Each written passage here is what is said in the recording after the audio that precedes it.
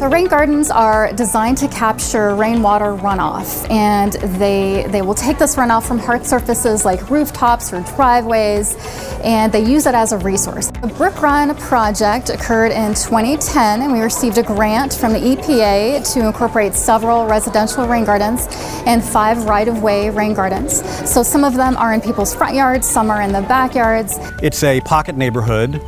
There's about 30 homes here. When it does rain, the streets were full of water, and the creek, the brook, really runs high. This neighborhood had a lot of enthusiasm about the idea of rain gardens, both the curbside rain gardens and some on the individual property owners' properties.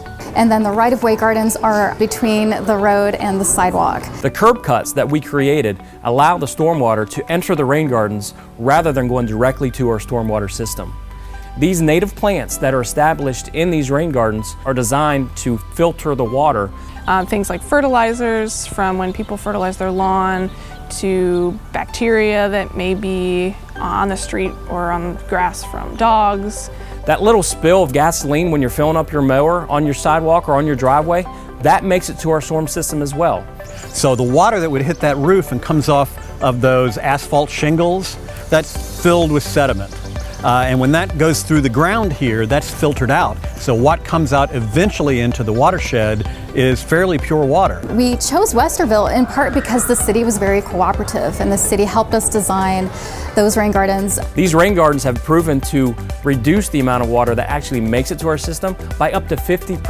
26% of the rainfalls that we had over the last year were completely reduced. That means none of the water made it to our stormwater system. Again, that's water we don't have to treat. Normally that water just flows through pipes into rivers and streams, so rain gardens are an intermediate step that help improve the water quality. And that water draws down pretty quickly. So it's meant to draw down within a day, so it doesn't breed mosquitoes, and it's just a way to hold on to the water, to filter it, to clean it up a little bit before it gets to our storm sewers. So when I first started working with these gardens, I was just an undergraduate student researcher helping out, and then I became a graduate student, and they became kind of my project.